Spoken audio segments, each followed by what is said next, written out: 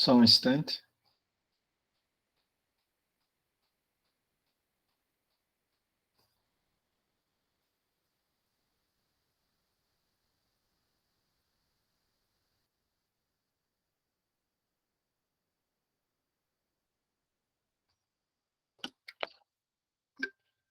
Bom, então, boa noite, pessoal, tudo bem? Hoje é a nossa última aula, né, da disciplina de Logística Reversa. Pois é, o semestre foi longo, mas a impressão que deu que passou rápido, né? Quer dizer, cansou. Foi nos 5 anos e meio que eu estou na Uniandrade, já são 11 semestres que eu estou lá, foi o mais longo de todos, né? Então, os professores estão cansados, os alunos estão cansados, está todo mundo muito cansado, mas acontece, né? Acontece. Então, mas hoje é a nossa última aula. Semana que vem é prova, tá? E daqui 2 semanas é exame final. Atenção, pessoal, não sei se a coordenação já avisou, ou pelo menos vai avisar, que no calendário original estava lá que se não me engano, os exames finais iam de 14 a 17, ou alguma coisa assim. Não, deixa eu ver aqui. Eu tenho aqui em algum lugar. Os exames finais iam de. Poxa vida, agora eu não vou nem enxergar o que está escrito aqui. De 12 a 18 de julho. Só que eles mudaram os exames finais, então vai de 11 a 15. Então, nosso exame final vai ser daqui a 2 semanas, na sexta-feira daqui a 2 semanas. Mas espero que ninguém precise fazer exame final, tá? Semana que vem, então, a gente vai ter a nossa prova. O assunto que cai na prova é tudo aquilo que foi depois da avaliação global 1. Então, vai cair custos na logística reversa e canais de distribuição reversos. Daí, se não me engano... Professor, por falar em exame final, o Wellington falou que ia se atrasar. tudo bem, sem problema, sem crise. Então, na prova vai cair custos na logística reversa, canais de distribuição reversos 1, 2 e 3, tá? Não é uma prova complicada, não vejo nenhum problema para vocês tirarem uma baita nota, tá? Se eu não me engano, são 14 perguntas, 14 ou 12, tá, gente? Eu não me lembro mais, mas tem... é que, desculpa, gente, eu fiz tanta prova, e daí cada prova é diferente, cada curso é um estilo diferente de prova, então eu tenho que me adaptar a cada um, eu não me lembro de cabeça agora se é 12 ou 14 questões, mas tem 2 questões discursivas e o resto é tudo sempre objetiva, tá? Então, assim, são praticamente só 4 aulas que vão cair, né? 4 assuntos que vão cair, não é muito. Dá para vocês estudarem, fazerem uma boa prova sem problema nenhum e passar direto. Tá, pessoal? Eu estava vendo meu controle de notas aqui, eu não consigo decorar com tanta gente, né? Então, todo mundo tirou nota máxima no trabalho, e com a aula de hoje, pelo jeito, todo mundo vai tirar nota máxima na frequência também. A frequência vale 2 pontos, o trabalho vale 1 ponto, a avaliação global 2 vale 4 pontos, e o projeto integrador mais a avaliação multidisciplinar valem 3 pontos os dois juntos, né? Avaliação multidisciplinar 1 e o projeto integrador 2, tá? Assim, vocês têm uma oportunidade gigantesca para passar direto sem problema nenhum, tá bom? Professor, Fale. você acredita que até a prova, tanto a do projeto integrador quanto a multidisciplinar já vai ter saído? Bruno, na verdade tem que ter saído, tá? Tem que ter saído. Eu acho que vai sair tipo começo da semana que vem, segunda ou terça, tá? Mas assim, eu não tenho as notas, mas o Wellington entrou. Pelo que eu pude apurar junto à coordenação e os professores do projeto integrador, vocês foram muito bem nos dois, tá?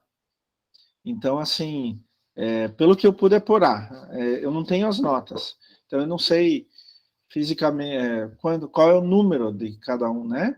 Da nota de cada um. Mas o que foi me falado é que vocês foram bem. Boa noite, Wellington, tudo bem? Então, assim, agora, na minha disciplina, a única coisa que vocês têm que focar é a prova, né? Estudar bastante, fazer uma prova com calma, com tranquilidade, sem cola, tá? Sem cola. Lembrem-se que nas minhas provas, o celular tem que ficar desligado dentro da bolsa e a bolsa lá na frente da sala. Então, vocês só podem ficar na carteira lápis, caneta e borracha. A prova tem que ser respondida a caneta. Se vocês fizerem a lápis, daí vocês passam a caneta por cima e depois tiram com a borracha a parte de lápis, tá? Pessoal, a prova é sexta-feira. Sábado eu entrego as notas. Pode ser? Ou vocês querem que eu demore? Tá show, professor. Eu acho que Show, né, poderia professor? chegar na sexta depois da aula mesmo, Bruno. Não, isso vai ser difícil. Não, eu não corrijo prova na frente de aluno, a prova avaliação global 1 e 2. Isso eu não faço. A única coisa que eu posso corrigir na frente de aluno, porque daí é menos alunos, né? O exame final. Mas daí... Professor, você quer menos alunos do que 5? Não, mas sabe qual que é o problema? É que daí algumas vezes o aluno fala em voz alta, acaba dando a resposta para os outros e tal, né? Então, Professor, no caso, desculpa interromper, mas no caso, então, não vai ter a semana devolutiva das provas, né? Vai ser não, direto exame não. final. Avaliação Global 2 nunca tem, tá? Que Avaliação... quando a data estava estendida, eu achei que aquela semana do meio ia ficar como devolutiva. Pois é, mas não ficou. Eu sei. É diferente. Vai depender porque é o seguinte, tanto as provas normais quanto o exame final geralmente começam no meio da semana. E esse semestre, eles fizeram começar no início da semana. Então, daí mudou todo o jeito e acabou que tirou aquelas evolutivas. Mas normalmente não tem mesmo da avaliação global 2. E eu vou dizer uma coisa para vocês assim. Quando já teve devolutiva, aula de devolutiva para avaliação global 2, nunca foi aluno. Então, eu, por exemplo, nem cobro presença na devolutiva da avaliação global 2. Eu não cobro mais. Não, porque não tem nexo. Então, com o Wellington aqui agora, eu já posso dizer que todos vocês ganharam nota 2 em frequência, tá? E todos vocês ganharam nota 1 no trabalho. Então, vocês já estão com no mínimo 3 pontos esse bimestre, tá? Aí tem que ver o projeto integrador, vale 2 pontos. A avaliação multidisciplinar 1 e a prova que vocês vão fazer semana que vem, 4. Então, assim, se eu não publicar as notas no sábado, é porque faltaram as notas da avaliação multidisciplinar e do projeto integrador, tá? Então, se eu não publicar no sábado, é que faltaram essas notas. Mas, com certeza, eu corrijo a prova no sábado, tá? E se até o sábado, eu estou falando sábado da outra semana, não amanhã, né? Se até o sábado da outra semana vier a avaliação multidisciplinar do projeto integrador para os professores, eu publico no sábado mesmo, tá? Eu só não vou publicar também na sexta pelo seguinte, a prova é presencial, daí termina, eu vou para casa, gente, eu não abro mais o computador depois que eu chego em casa, me desculpem, eu chego em casa, eu quero descansar, eu quero dormir, sei lá, ver TV, comer alguma coisa, mas não corrigir prova meia-noite, tá? Então, Mas no sábado daí eu já faço sem problema nenhum. E daí, se por acaso alguém ficar de exame final, já sabe, já pode estudar para o exame final. Lembrando que no exame final cai a matéria de todo semestre, tá? E cai. Outra coisa que eu queria lembrar para vocês, que eu já falei na avaliação global 1, e vale para essa, toda a prova está baseada nos slides, tá? Então, eu sempre desafio, eu digo assim, eu vou dar nota máxima para aquele aluno que achar uma pergunta que não tenha resposta nos slides. Isso vai ser quase impossível, tá? Então, é isso. Alguma pergunta sobre a prova, sobre o exame final? Pessoal, alguma pergunta? Nenhuma, professor. Tudo tranquilo? Cara, eu acho que o Fernando não está aí, ele não falou nada. Só pelo barulho eu já ouvi que o Fernando está aí. Tá certo, então. Pessoal, eu vou começar a compartilhar aqui e a gente vai começar a nossa revisão. Esse material de revisão já está lá no portal, né? Pessoal, um instante, que ele não está aparecendo para mim aqui. Um instante. Por que ele não está aparecendo? Eu vou ter que fechar e abrir de novo esse material de... Só um instante, pessoal. Tecnologia é bom quando funciona, né? Quando não funciona também não é bom. Não vale, só um instantezinho. Eu tinha aberto os slides da revisão por trás, mas ele não estava aparecendo no compartilhamento para compartilhar. Saúde, Fernanda! Opa, agora funcionou. Bem na hora que você vai tossir, né?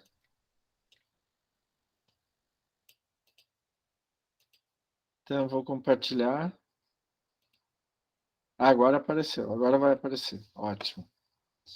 Então, pessoal, a nossa matéria para avaliação global 2 está na semana 22 lá do portal e começa na semana 14 com custos na logística reversa. Na verdade, os custos da logística reversa, eles têm muitos custos que coincidem com as operações logísticas tradicionais, né? Tem os custos diretos, indiretos, fixos, variáveis, etc.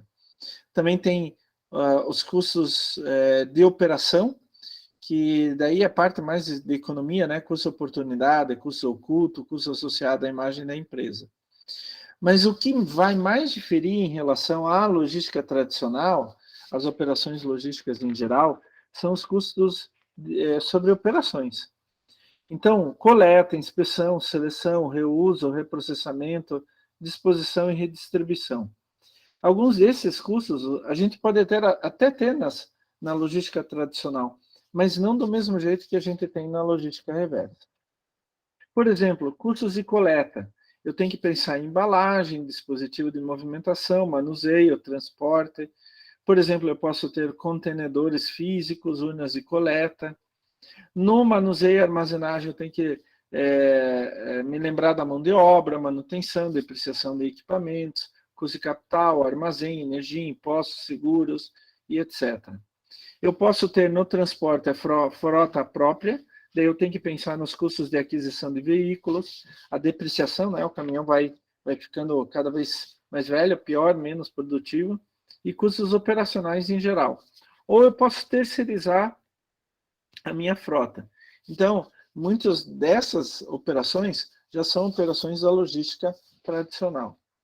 Só que, na logística reversa, a gente tem um problema muito sério, que a gente comentou várias vezes em nossas aulas, né? Na logística tradicional, você pega uma quantidade grande de material e leva para vários lugares, mas não tantos. Na logística reversa, a gente faz o contrário. A gente pega pouco material de muitos lugares e leva para um lugar só. O problema é esses muitos lugares. Então, eu tenho baixos volumes em um número gigantesco de locais de coleta. Algumas cidades, alguns países estão usando uma estratégia de concentrar os pontos de coleta, né? Por exemplo, garrafas retornáveis de supermercado, etc. Mas a gente tem que continuar tomando cuidado com o custo de armazenamento no local de coleta, por exemplo, esses containers. A gente tem um custo diferente na logística reversa do que na logística convencional, né, tradicional, que são os custos de inspeção e seleção. Muitas vezes, por exemplo, o material que a gente está coletando, ele vem muito misturado, e eu tenho que, digamos assim, entre aspas, desmisturar, tá? Então, eu posso fazer essa inspeção e seleção no local de coleta ou levar para um centro de inspeção e seleção. E daí tem os custos ligados a esse centro. O que eu posso fazer com aquele material? Eu posso fazer várias coisas. E isso entra nos custos da logística reversa. Por exemplo, eu tenho equipamentos que eu coletei, velhos, não usados, que não estão sendo mais usados, e eu posso fazer o tal do reuso, né? Então, ele passa por uma inspeção e seleção. O que der para fazer reuso se faz, mas eu tenho também uma série de custos. Eu posso levar para o reprocessamento, que daí engloba reforma, remanufatura, reciclagem. Mas daí eu tenho os custos dos centros de reprocessamento. Vai depender do resíduo, ele vale muito a pena, mesmo com uma quantidade menor, como, por exemplo, latas de alumínio. Agora, vai dependendo do resíduo, eu tenho que ter uma quantidade muito maior, porque o custo não vale a pena, como, por exemplo, papel, plástico, vidro, etc. E, finalmente, a outra saída que a gente pode ter com esse material que a gente faz a logística reversa pode ser, olha, ele está muito estragado, não serve para nada. Então, a gente precisa dispor eles em algum lugar, levar eles até algum lugar, jogar em algum lugar. A gente pode colocar em um aterro, né? Ou fazer incineração. Mas isso tem custos. Tanto a incineração quanto aterro próprio tem custos de aquisição, instalação, energia, mão de obra, manutenção, etc, etc, etc. Uma saída que muitas empresas estão fazendo é terceirizar. Então, ela pode mandar os seus materiais que não servem mais para nada para um aterro terceirizado ou para incineração. Só que daí tem tarifas. Inclusive, muitos países trabalham com essas tarifas, tornando-as artificialmente altas para o pessoal prestar mais atenção nas outras alternativas, como reuso, reciclagem, etc. E, finalmente, a gente tem os custos de redistribuição, aqueles que não vão para aterro e incineração, eles ainda precisam ser redistribuídos. E daí a gente tem todos os custos. É claro, pessoal, que tem uma série grande de outros custos, né? Administrativo, capital, tributário e etc. Né? Administrativo são salários, custo de capital é a taxa de retorno que se espera, o lucro que você quer, custo tributário são todos os impostos e assim por diante. Tá? Então, alguns custos são muito parecidos com o da logística tradicional, mas muitos custos não. Eles são diferentes e vocês têm que prestar atenção nisso, tá? Tem que prestar atenção nisso. Daí, na semana 15, a gente entrou em canais de distribuição reversos de bens de consumo, a primeira parte. A gente começou a falar da logística reversa em si, né? Que planeja, opera e controla o fluxo das informações logísticas correspondentes do retorno, palavra-chave, do retorno dos bens de pós-venda e pós-consumo aos ciclos do negócio ou ao ciclo produtivo, por meio de canais de distribuição reversos. Essa ação vai agregar valor em diferentes tipos de valores, né? Aquele material econômico, legal, logístico, de imagem e etc. A logística reversa, ela tem que incorporar algumas características no seu dia a dia, né? Ela tem que pensar que ela tem que incorporar algo que ela não fazia na logística tradicional.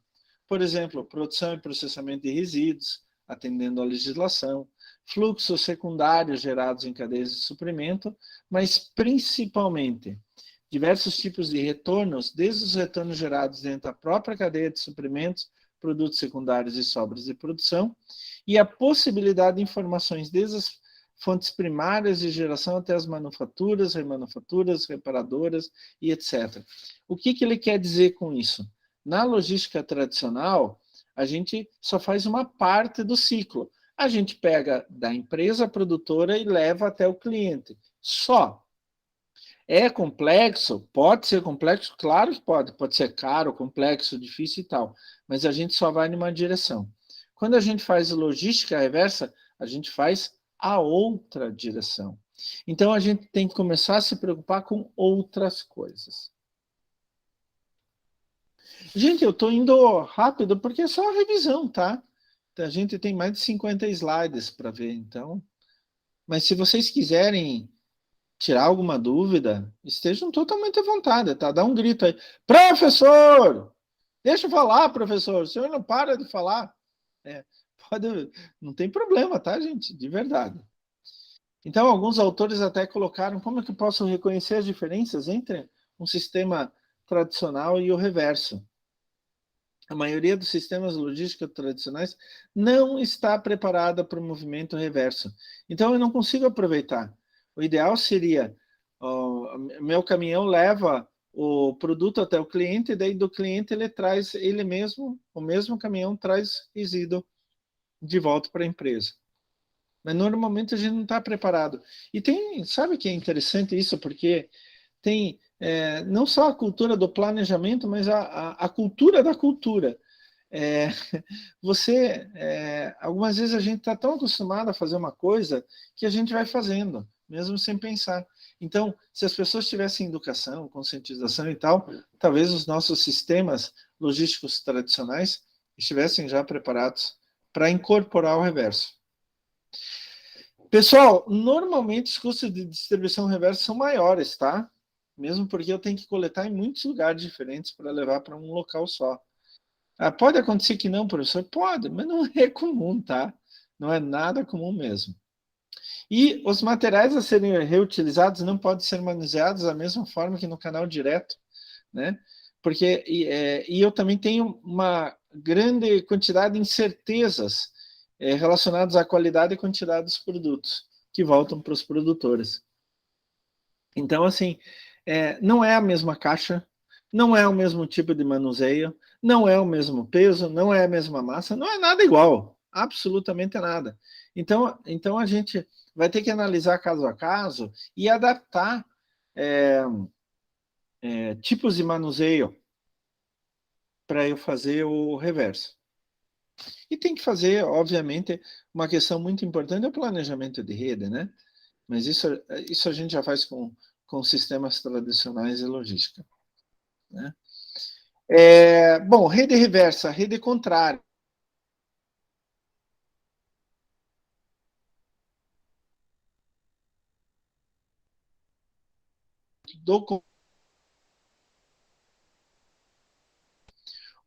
Atividades que são muito comuns na logística reversa: coleta, inspeção ou separação, reprocessamento, distribuição e redistribuição. Disposição e redistribuição. Atenção! Faz os três ao mesmo tempo. É só um deles. Coleta, inspeção e separação, a gente sempre faz. A coleta é a ideia de reunir os produtos pós-venda e pós-consumo. Então, eu comprei um celular, não funciona mais, ele está aqui em casa, eu vou recolher o celular velho do Klaus. Isso é coleta, tá? O grande problema é aonde que está esse material. Esse é o grande problema, né? Eu tenho que ir lá na casa do Klaus pegar aquele celular velho que não funciona mais para fazer reprocessamento. É complicado isso daí. E esse é o grande ponto. Esse é o ponto que pega dentro da inspeção, separação, né? Por quê? Eu tenho que ver o que está ali. Algumas vezes as pessoas misturam coisas que não tem nada a ver e acabam inutilizando tudo.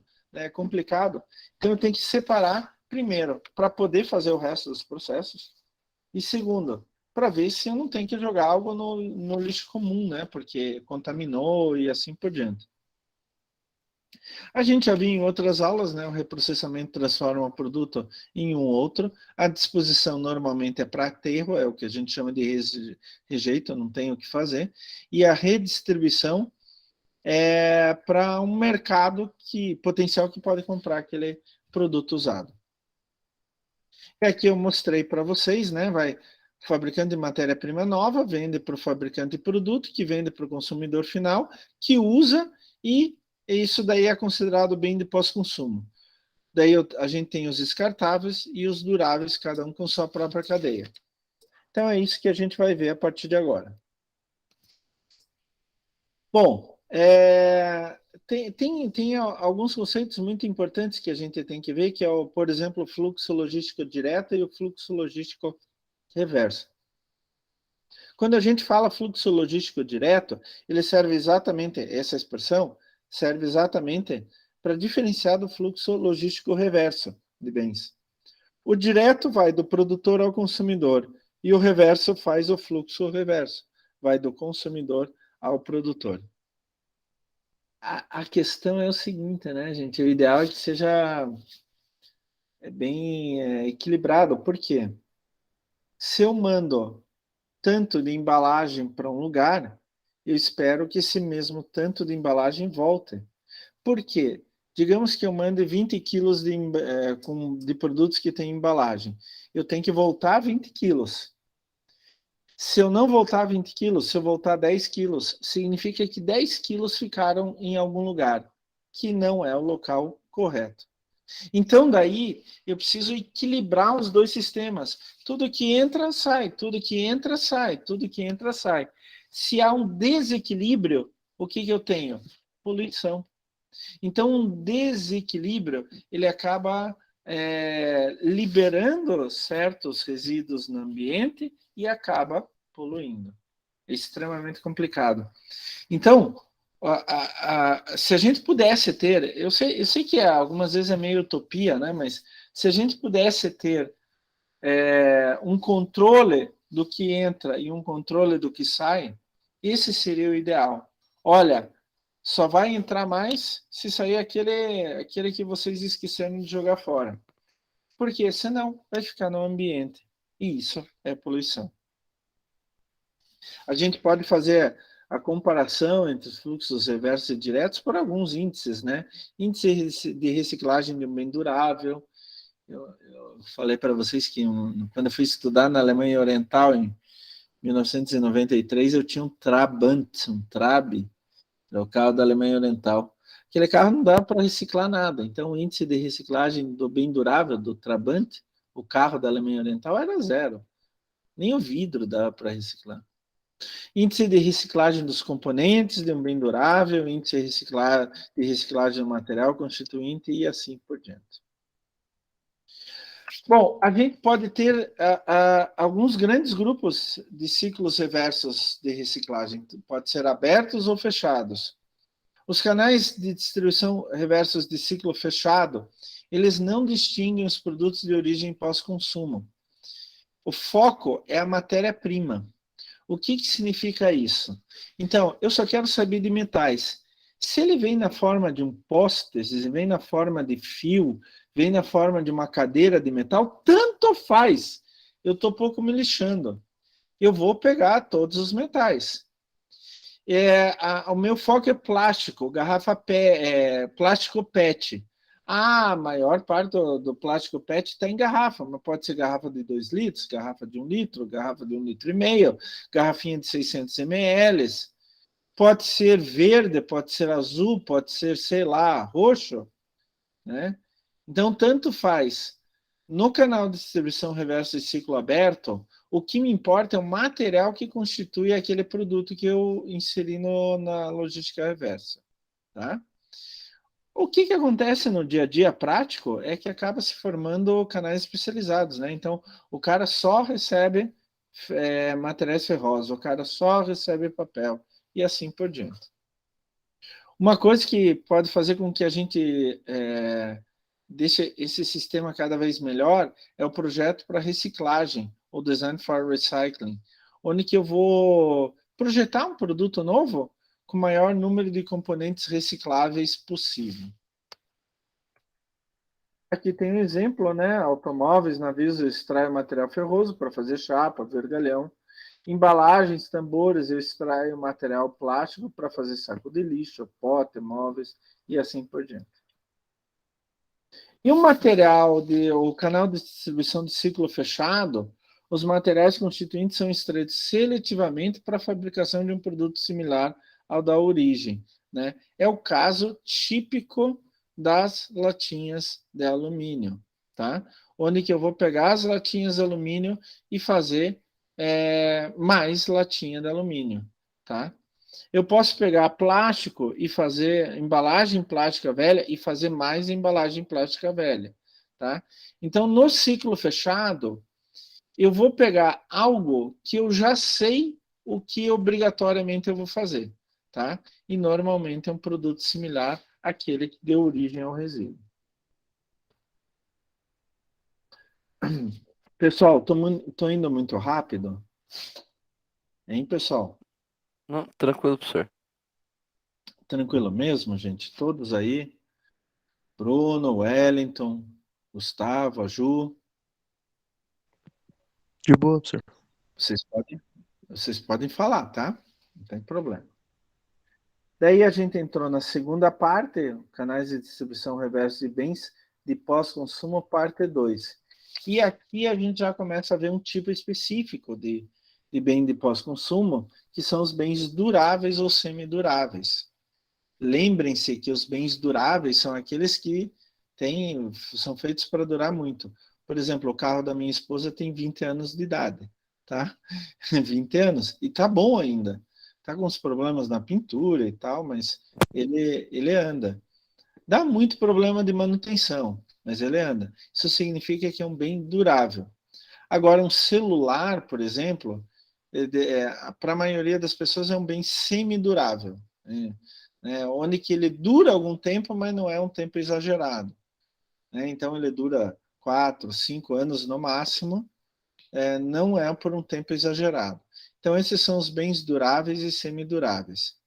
E é interessante que a gente pode fazer uma série de coisas diferentes com esses bens, né?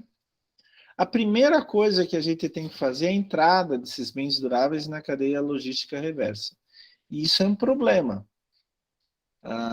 Eu já falei várias vezes para vocês e eu encho o saco, né? Por exemplo, aqui em Curitiba, uma vez por mês, no sábado, a prefeitura recolhe lixo eletrônico. Tem uns 8, 10 lugares por toda a cidade que ficam recolhendo lixo eletrônico, né? Ele é bem específico. Isso é um bem durável, semidurável, mas bem específico, né? O grande problema da cadeia logística reversa de bens duráveis e semiduráveis é a disponibilização disso. Por que eles são disponibilizados? Normalmente por obsolescência, né? Tecnológica ou de desempenho, quer dizer, ele não faz mais aquilo que eu precisava. Então, o computador não roda mais os programas, o celular não cabe mais tanto aplicativo, porque os aplicativos estão ficando pesados, e assim por diante. Isso é chamado obsolescência. Isso acontece com algumas pessoas também, né? Algumas pessoas ficam obsoletas, obsolescentes, ficam fora da realidade, da nova realidade. Muitas vezes, padrão de moda, mas aí acontece bastante com roupa, né? Roupa da estação, roupa do ano e tal. Essa disponibilização pode acontecer através do status da aquisição de um novo bem. Eu comprei um carro novo, comprei um super celular aqui, pô. Isso daí. Ou imprevistos, né? Acidentes. Bati meu carro, deu perda total, pronto. É um bem durável que vai entrar na cadeia de logística reversa. As empresas, elas normalmente até pode fazer até leilão, concorrência, venda direta, elas geram tanto resíduo durável, bem durável, pós-consumo, que ela pode vender isso e ganhar um bom dinheiro com isso. Exemplo, carros, né, da frota da empresa. Então, eu tenho disponibilização, separação, segregação e comercialização, destinação. Acontece também, entra no meio do caminho, não é tão comum para bens duráveis e semiduráveis, mas acontece, as chamadas coletas informais, né? São os catadores. A gente chama isso de reverse take back. Olha só que nome bonito. O professor Klaus sabe falar inglês. Reverse take back. Ah, gente, sistema reverso organizado. Pronto. A legislação tem atuado bastante nisso, né? E obrigado as empresas a fazerem as suas redes reversas de bens duráveis e semiduráveis. A gente pode fazer um canal para reuso, onde que eu coleto um bem durável ou semidurável, mas ele ainda tem condição de uso integral, né? Pô, eu quero trocar meu carro. Ah, mas o meu carro velho ainda está bom, ele pode ser o suficiente para alguém. Então, daí ele vai entrar no mercado de segunda mão, de veículos usados, e vai receber uma revalorização. Óbvio, ele não vai custar como um carro novo, vai custar bem abaixo. Você pode fazer isso com comerciantes estabelecidos ou intermediários. Daí entra os canais de distribuição reversos de remanufatura, né? Remanufatura é uma peça remanufaturada, um componente remanufaturado, é quando você vai consertar ele, né? Então, vai submeter ele a um processo industrial, na própria indústria ou um estabelecimento autorizado, etc., para fazer com que aquele componente volte a funcionar. Isso é uma peça remanufaturada. Então, hoje em dia tem muita gente que faz isso, né? Por exemplo, pega o carro quebrou, em vez de comprar uma peça nova, 0 quilômetros, vai lá numa oficina ou no ferro velho e compra uma peça velha. E daí você pode, se a peça velha não está tão boa, você pode remanufaturar ela, consertar ela, né? Fazer com que ela passe por um processo industrial para voltar a ter as mesmas funções de antes. É interessante que a remanufatura, ela conserva os materiais constituintes. Algumas vezes na remanufatura é só um ajuste, uma pintura, uma coisinha ali, uma pitadinha de óleo aqui, lubrificante e tal. Então, isso traz uma economia muito grande no meio empresarial. E, obviamente, eu não preciso extrair recurso natural não renovável, ferro, cobre, aço. Aço é uma mistura de várias coisas, mas eu não preciso tirar mais recurso natural. O grande problema é a qualidade da peça remanufaturada, né? Ela não vai ter a mesma qualidade de uma peça nova, só que ela vai custar mais barato. E esse é um bom caminho que a gente pode fazer. Daí tem, continuando, né? A remanufatura pode ir para a empresa original, que a gente chama OEM, Original Equipment Manufacturer, para uma empresa especializada, terceirizada em OEM, ou mesmo empresas independentes que não tem nada a ver, tá? E o canal de distribuição reversa e remanufatura conta desde a fase de captação do produto pós-consumo, que a gente pode, por exemplo, chamar de carcaça, né, porque são peças ou conjunto de peças que eram utilizadas até pouco tempo e agora não são mais, até a redistribuição no mercado. Aqui eu coloquei, foi da Xerox, né? Então, eles mandam para 50 centros de distribuição reversos, daí regionais, né? Daí desses reversos vão para centros nacionais, que daí podem ser levados para a linha de desmontagem ou mesmo para a remanufatura e reutilização. Aqui tem remanufatura de motores de combustão, né? Onde que o motor do caminhão ele está com problemas, eu mando ele inteirinho para remanufaturar, tá? Então eles vão consertar aquilo que precisar consertar. Daí voltam o motor. Mas vale a pena? Depende, claro que depende para dizer se vale a pena. Tem que ver como vai ser o conserto, que tipo de conserto e tal. Se não forem coisas muito grandes, vale muito a pena. Do ponto de vista econômico, que vai ser bem menos que o motor novo, né?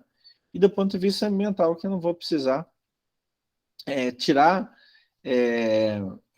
recursos da natureza mais e mais para fazer peças novas.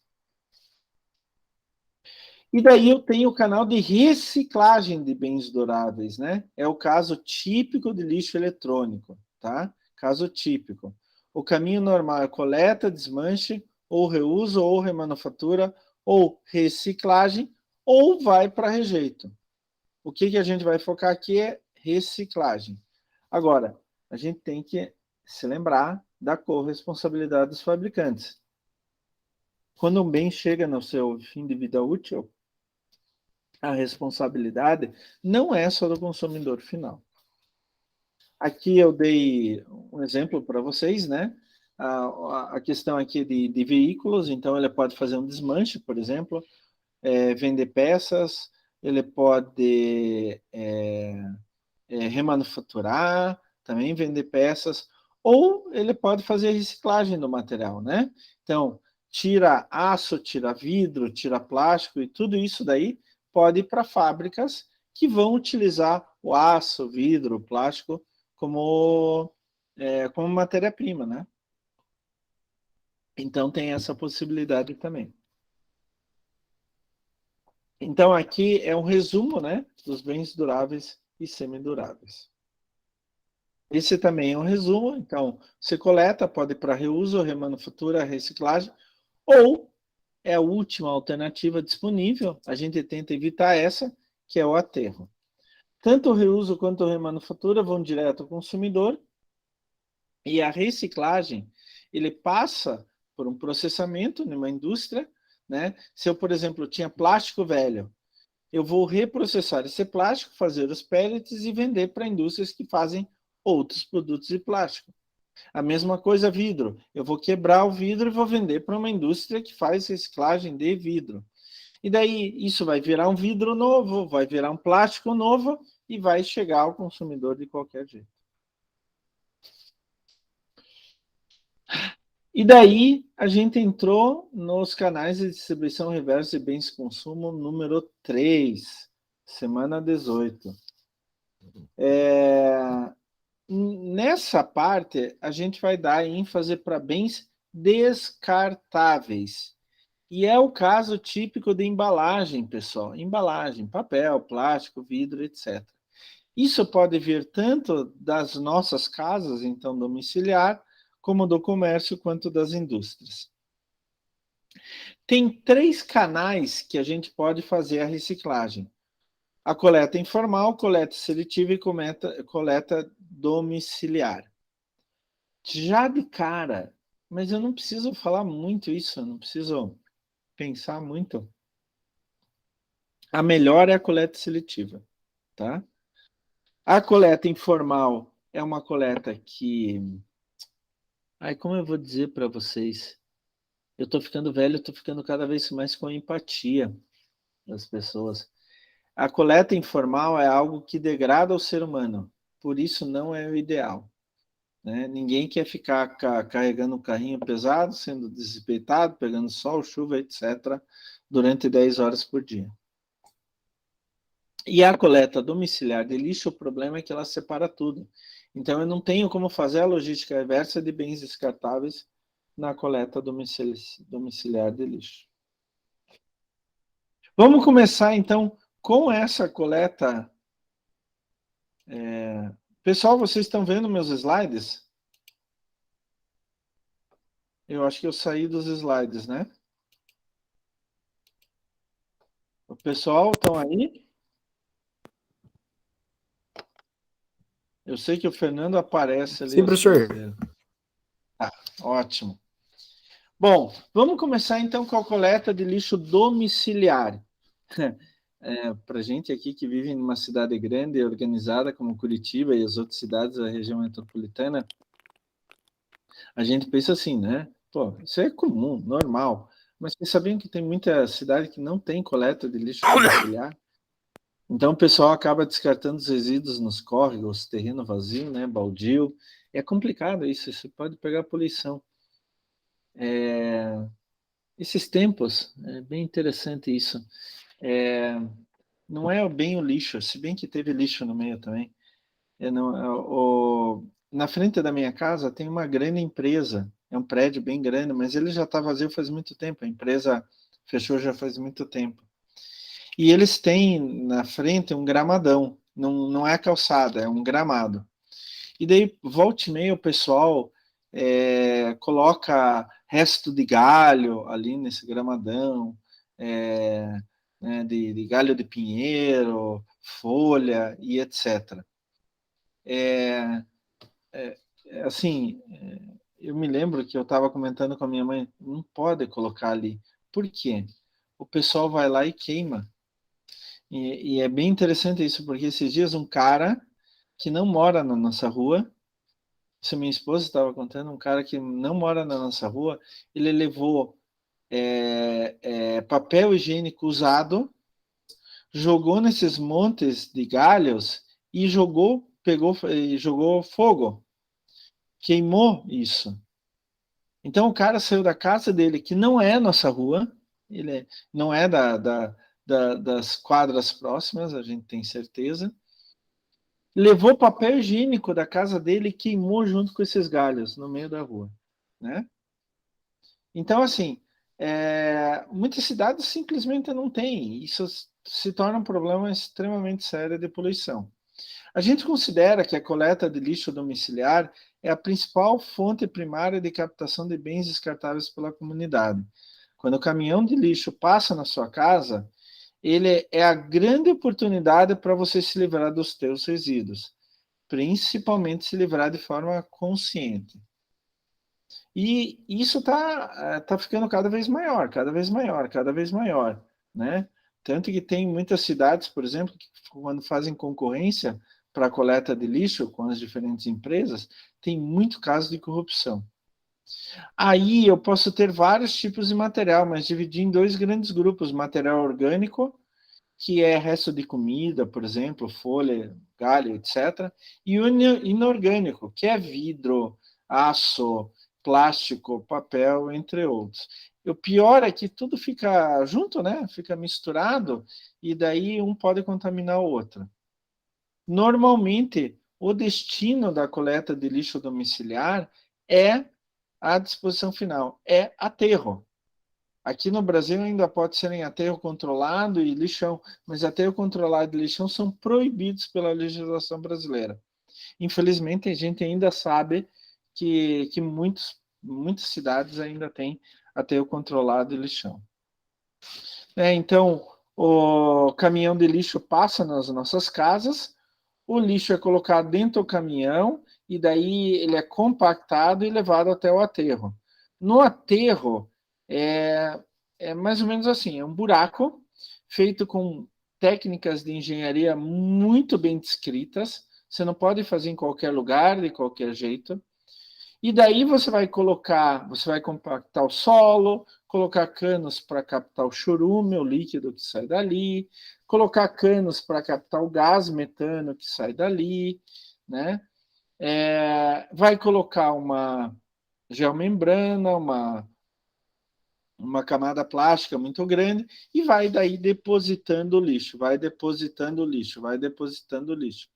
À medida que se deposita um pouco, você passa com o caminhão por cima, com o trator por cima para compactar. Quando ele compacta, você coloca mais um pouco e assim vai adiante. Como eu falei, aterro controlado e lixão são proibidos aqui no Brasil. Então, como que é o ciclo da coleta de lixo domiciliar? Normalmente são caminhões específicos que são munidos de compactadores que passam em casa, né? Algumas vezes, e é o caso de Curitiba, este mesmo caminhão, ele vai até o aterro sanitário e simplesmente deposita o lixo daquela viagem no aterro. Qual que é o problema dessa ideia? Que você vai ter que... o caminhão ele vai fazer um certo trajeto, e daí ele vai ter que ir até o aterro e voltar para continuar o trajeto dele. Então, pensem, o nosso aterro hoje é em Mandirituba, depois é Fazenda Rio Grande, hein, pessoal? Então, tem Curitiba, Caximba, né? Último bairro, Fazenda Rio Grande e daí Mandirituba. É muito longe. Então, a gente acaba usando caminhões caros, que gastam muito combustível por causa do peso e tal, e dos equipamentos, para levar até Mandirituba. Qual seria o correto? Uma fase 2, que a gente chama de local de transbordo, onde que o caminhão de lixo que vai nas ruas, esse é com equipamento de compactação, ele chega até o local de transbordo, coloca em outro caminhão. Este outro caminhão comum leva até Mandirituba, né? E daí, lá no aterro, o lixo é compactado, tá? Então, é mais ou menos assim o ciclo de coleta de lixo domiciliar. E aqui o aterro, né? Então, vocês podem ver, vou pegar até minha caneta aqui. Se eu conseguir aqui, Vocês podem ver, não podem, porque eu não peguei a caneta ainda. Funciona a caneta. Ah, agora vai... Oh, droga. Agora vai funcionar, né? Vocês podem ver aqui que eles fazem um buraco no chão, colocam encanamentos para tirar o gás, para tirar o líquido que se forma, e vão colocando o lixo, um em cima do outro, e sempre compactando com o trator, para caber mais, para caber mais, para caber mais. Um outro canal são os catadores, né? E catador é complicado, a gente discutiu isso muito durante as nossas aulas, né? Aí é um catador em lixão, não é um catador que vai na rua. O catador que vai na rua tem uma condição de vida, qualidade de vida muito maior que desses do lixão. Eu até sugeri para vocês verem um filme, um documentário chamado Lixo Extraordinário. Lixo Extraordinário. Ele conta exatamente a vida dessas pessoas. E eu até comentei na aula com vocês que eu disse assim, eu sou contra esse tipo de pessoa, de atividade. Não há pessoa em si. A maioria dessas pessoas que estão aí, gente, são pessoas boas de coração, são pessoas honestas, éticas, por mais que elas não saibam o que é ser ético, mas elas são no dia a dia. Não passam a perna em ninguém, não tentam derrubar os outros, não roubam, né? São pessoas realmente boas, que simplesmente não tiveram outra oportunidade na vida e sobrou só isso para fazer. Não é o desejo de ninguém, né? Bom, isso é uma história triste. A gente também pode usar no caminho do waste to energy, o lixo ou resíduo para energia, onde que eu vou coletar, vou levar até uma planta industrial, ela vai queimar aquele lixo, vai usar o lixo como combustível para queima. Daí o calor gerado vai esquentar a água vai ser injetada sob pressão em turbinas, a turbina vai girar, formar magnetismo e gerar energia elétrica. Eu também posso, nesse caso, tirar combustível, fazer um combustível líquido, quase como se fosse um óleo diesel, eu posso fazer desse lixo, ou mesmo gás.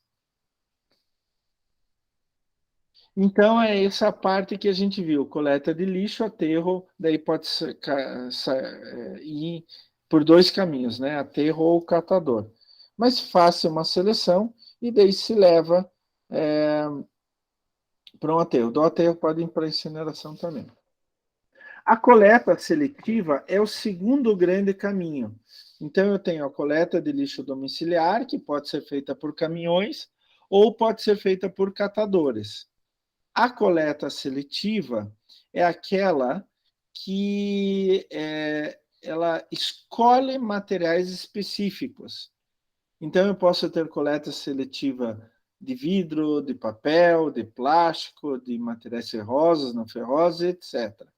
Eles podem até vir todos juntos, mas só vêm esses materiais, não vêm mais. Então, ela pode ser advinda de atividades residenciais, ou comerciais, ou industriais. Normalmente, a gente pode ter dois grandes casos. a coleta a domicílio, como em Curitiba, o lixo que não é lixo, separe, família Folhas, né? Onde que passa um caminhão na frente da casa de vocês deixam o saco de lixo reciclável ali, ou pode ter pontos de coleta voluntária, né? Acho que até vou mostrar um para vocês depois. O grande problema é a seleção prévia do material a ser captado. Então, algumas vezes as pessoas misturam tudo e colocam lá no lixo reciclável. Não pode isso. O ideal é que todo esse material seja separado por classes. Por isso, por exemplo, lá no Japão tem mais de 20 lixos diferentes, né? Mas é só lá também, viu? Eles exageram um pouco. A pessoa em casa tem que separar até os diferentes tipos de plástico. Então, este material, em vez de ir para um aterro, ele volta para o sistema produtivo, que vai ser usado como matéria-prima em outros sistemas, tá? Os catadores também fazem parte dessa coleta seletiva, mas com pouca eficiência e eficácia. Então, aí tem os pontos de entrega voluntária e a coleta domiciliar. Aqui eu mostrei ainda para vocês a coleta, isso daqui eu acho que é na Noruega, tá? A coleta de garrafas PET na beira de um supermercado, tá? Onde cada garrafinha que você coloca, você ganha alguns centavos para gastar no próprio supermercado. Aqui tem as cores internacionais da coleta seletiva, né? Gente, não decorem isso, tá? Por favor, tá? Não decorem isso, não vou perguntar isso. Pelo menos não me lembro de perguntar. Mas se eu perguntei, eu vou anular a questão. Mas eu não perguntei. Não decorem isso daí. Isso daí é uma coisa que vocês vão aprendendo com o tempo, né? Aqui eu mostrei lá no caso da cidade do meu pai, né? É bem interessante que a casa do meu pai... Opa, deixa eu pegar a caneta. A casa do meu pai é bem aqui, assim, nessa direção, assim. Ela fica nessa rua aqui, mais ou menos nessa altura aqui, logo depois do caminhão, tá? Tem um telhado aqui, é o telhado seguinte à casa do meu pai. Esse daqui é um jardim de infância. A casa da prima do meu pai, onde eu sempre fico, fica bem aqui atrás, assim, logo depois desse telhado aqui. Então, aqui é um ponto de coleta de entrega voluntária, mas é só para vidro. Então, tem vidro branco ou transparente, vidro azul, verde e vidro marrom, tá? Então, visto de cima, fazendo um visto de cima, é um container dividido em 4 partes, cada parte tem uma abertura para você colocar um vidro diferente, né? E eu falei para vocês que eu tirei essa foto bem interessante, porque o caminhão parou aqui do lado, eu estava andando, nessa direção aqui é uma floresta, eu ia passear um pouco na floresta, e daí eu vi isso daqui, tem que parar para ver o que está acontecendo, né? E daí ele tirou um braço mecânico, ele acoplou aqui e puxou, né, para fora, né? Olha aqui, ó. Opa. Isso é bem interessante, né? Que esse daqui é o vidro marrom, é o lado do vidro marrom. Estão vendo que tem um buraquinho ali, com uma borracha assim, a pessoa coloca a mão, coloca o negócio, mas não coloca a mão inteira. Então a borracha protege para não voltar nada, não quebrar nada e assim machucar a mão, né? E olha aqui, ó, daí ele levanta e estão vendo as 4 partes aqui, ó. Tem 4 partes, são 4 containers. O caminhão é separado em 4 containers também, 4 partes. E daí as pessoas trazem pro ponto de entrega voluntária, descartam da forma correta, cada um da forma correta, e o caminhão já recolhe na forma correta. E daí, quando chega na reciclagem, já está tudo separado. Mas eu vou falar para vocês, sempre tem o espírito de porco que coloca o vidro errado no lugar errado. Sempre tem, mas é uma porcentagem bem baixinha. E aqui é uma usina de separação de recicláveis. E, assim, essas usinas são muito comuns na Europa e já tem aqui no Brasil. Então, entra o caminhão, o ideal é que o caminhão traga só recicláveis, mas ele pode misturar plástico, papel, os diferentes tipos de plástico, diferentes tipos de papel, materiais ferrosos, não ferrosos, etc. Né? O ideal é que seja só material reciclável, mas tem alguns sistemas de separação de recicláveis que pode pegar o lixo comum e ele vai separar. A maioria dos sistemas que existem hoje são automatizados, mas ainda tem sistemas, ou todos os sistemas ainda têm o manuseio de algumas pessoas, não tão intensivamente. Então, ele vai separando por diversos métodos físico-químicos, né? Por exemplo, aqui é uma peneira giratória, daí tem ímãs, aqui também acho que é ímã, daí tem soprador, onde que o mais leve sobe, o mais pesado fica, e assim por diante. Já tem dessas linhas de separação de recicláveis aqui no Brasil. Elas têm uma produtividade imensa, imensa, imensa, imensa. Daí, no final, eles depositam aqui em containers e eles são compactados para sair blocos e você pode vender, tá? Mas na Europa é muito, muito comum, gente. É muito comum mesmo, tá? Só que na Europa eles separam o que é lixo reciclável, né? Então as pessoas separam em casa. Só que elas colocam no mesmo container todo o lixo reciclável, como a gente faz aqui. Então quando o caminhão pega lá, ele pega tudo misturado, traz para uma usina dessas. Então a gente viu a coleta seletiva. E daí agora a gente entra na coleta informal, que é a coleta feita por catadores propriamente dito, tá? É a coleta informal porque não tem registro, né? É simples. E é feita de qualquer maneira, não tem legislação. Quer dizer, não poderia fazer. Eu não sei dizer assim para vocês se é proibido ou não, mas a questão é que fazem, e fazem muito, né? Eu até estava comentando com os meus alunos ontem à noite, no presencial lá da engenharia, a gente falando sobre as pessoas em geral, e eu não sei se vocês notaram, hoje em dia tem cada vez mais catador, e tem catador que vem de carro pegar. Eles colocam como se diz, um atrelado ali ao carro, né? Ligado ao carro e vão coletando tudo aquele lixo reciclável. E assim, outra coisa, tem muita gente passando fome, né? Então, tá cada vez mais comum sinaleiro, né? Farol, semáforo. As pessoas virem pedir comida e com uma plaquinha assim, tô com fome, né? Tá complicado. Bom, os catadores fazem então parte da coleta informal, eles coletam nas casas, na rua, etc. Separam esse material e levam para a indústria de reciclagem. É uma atividade informal, apesar de já terem cooperativas de catadores.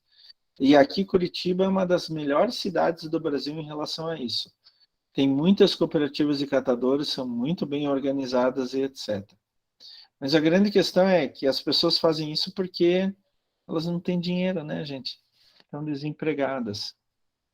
E daí eu mostrei aqui para vocês, né, o catador tradicional com carrinho, levando algumas vezes, o carrinho tem 5, 6 metros de altura, né, levando muita coisa, no sol, na chuva, no frio, no calor. Os carros, gente, eu quando falo nessas coisas eu começo a ficar chateado com a nossa sociedade. Os carros quase atropelando, né, xingando, jogando água nas pessoas e tal. Algumas cidades já fazem um sistema um pouquinho melhor, né, bicicleta para catador e tal, mas continua sendo catador, né? Continua sofrendo bastante. E na última, que é uma cooperativa, então os catadores trazem esse material, colocam numa esteira, a esteira vai rolando e vai levando para diferentes pessoas. Cada uma dessas pessoas, gente, ela coleta um tipo de material só. Por exemplo, PET, plástico tipo PET. plástico tipo PVC, papelão, papelão ondulado, papelão liso, papel, e assim por diante. Cada uma dessas coleta um tipo de resíduo só. Coloca em um containerzinho que tem atrás delas. Quando aquilo enche, eles levam para outro ponto da cooperativa e aquilo é compactado em quadrados para diminuir o volume, né? Aumenta a densidade, diminui o volume, custa menos para transportar. E com isso, a gente viu o canal reverso de bens semiduráveis e descartáveis, principalmente descartáveis, né? Para não confundir com os duráveis e semiduráveis que a gente viu anteriormente. A coleta informal, a coleta seletiva e a coleta de lixo tradicional, como a gente conhece. Então, agora a gente chegou ao final da nossa revisão. Deixa eu voltar aqui para a nossa aula. É mais ou menos isso. Eu falei para vocês que era pouca matéria, né? E realmente foi pouca matéria. Então vai ser mais tranquilo para vocês, gente. Eu até fiz de propósito, porque eu sabia que o primeiro bimestre ia ser um pouco longo, ia ter mais matéria e tal. Então a gente tentou fazer mais tranquilo o segundo bimestre, tá? Alguma pergunta, pessoal? Alguma dúvida? Algum problema? Alguma coisa que vocês queiram resolver? Vocês estão aí ainda? Nenhuma dúvida, Nem sinal. professor. Tá aí o Gustavo. Bruno, Wellington, Juliana. Dê um sinal de vida para mim. Sinal de fumaça. Fernando, tá aí?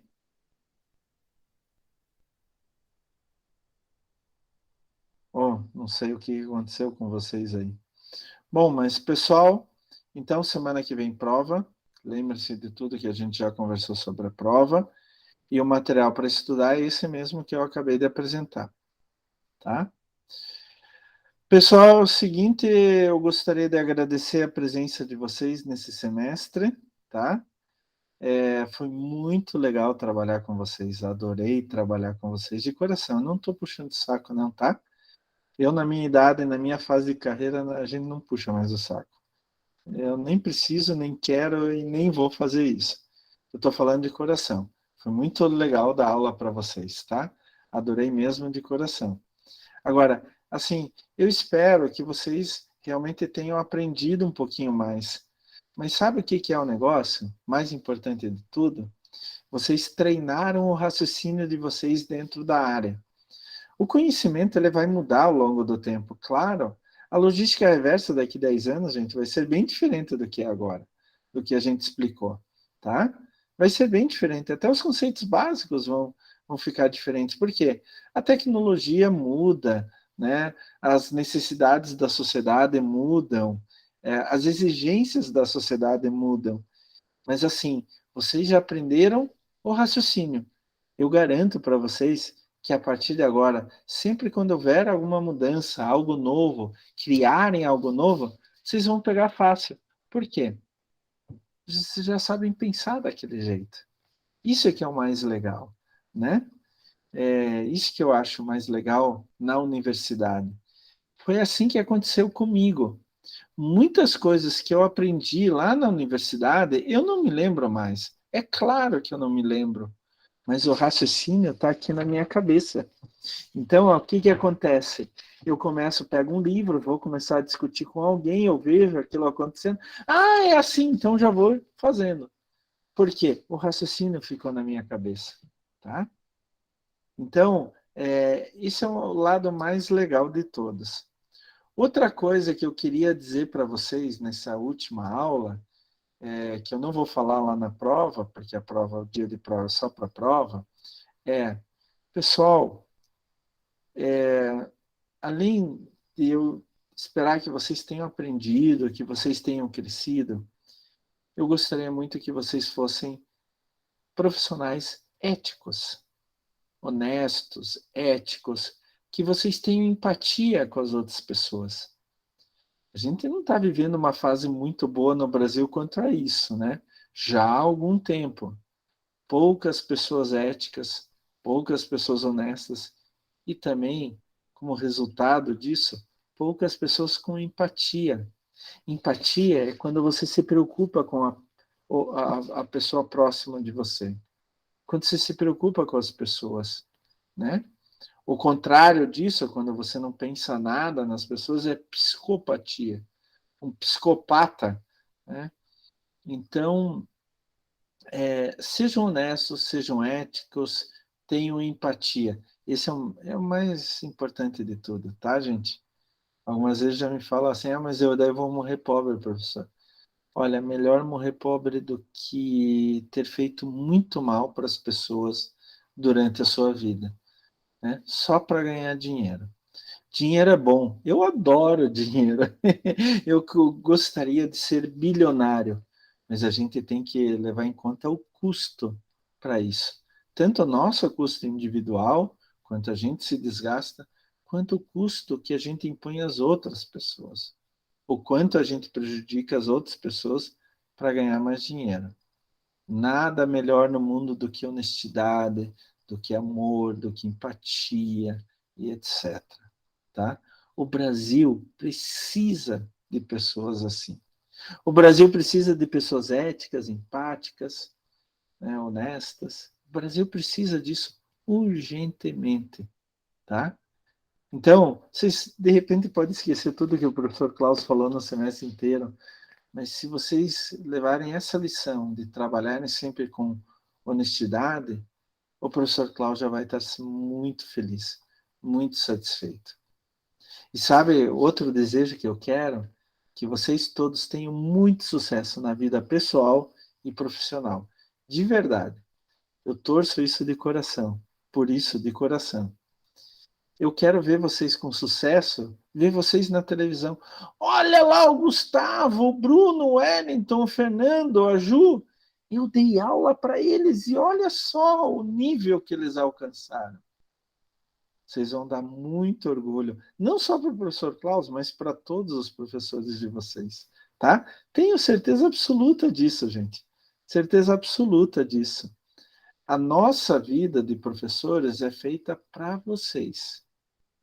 Eu não estou como professor porque eu não encontrei outro emprego, sei lá o quê. Eu estou como professor porque eu gosto de ser professor. Eu amo ser professor. Eu sei que eu não sou o melhor professor do mundo, mas sei que eu não sou o pior professor do mundo. Então, o principal é que eu amo ser professor. E um professor de verdade, eu brinco assim, um professor, ele quer ver o sucesso dos alunos. Ele quer ver os alunos melhores do que ele. E eu fico satisfeito quando um aluno me passa em todos os quesitos. Eu não fico com ciúmes, eu não fico com nada disso. Eu fico feliz. Porque eu digo, olha, ele só chegou lá porque foi meu aluno. Tá? Então pensem nisso tudo. Pessoal, se depois, eu não sei se eu vou dar alguma disciplina para vocês, mas quem ficar, né? Se depois vocês precisarem de alguma coisa de mim, podem entrar em contato, sem problema algum, tá? Vai ser o maior prazer do mundo voltar a conversar com cada um de vocês, se assim vocês quiserem, se assim for necessário. Estejam totalmente à vontade, tá? É o que eu chamo de serviço pós-venda. Não precisam pagar nada, tá? É de graça. É um serviço gratuito. Tá certo? Então, pessoal, se alguém tem alguma coisa a falar, alguma coisa a perguntar ainda? Tá tudo tranquilo? Então, pessoal, Tudo tranquilo, professor. ótimo. Pessoal, agradeço a presença de vocês e eu vou ver vocês pessoalmente semana que vem, lá na Murici, tá? Tchau para vocês, gente. 7h15. O número da sala eu ainda não sei, mas vocês vão receber com certeza. Provavelmente é a própria sala de vocês, tá? Então, gente, até lá. Tchau, tchau, gente. Tudo de bom para vocês. Até, Bom final professor. de semana. Obrigado. Estudem bastante. Até mais. Tchau, tchau. Tchau, professor. Eu que agradeço. Tudo de bom, gente. Tchau, tchau.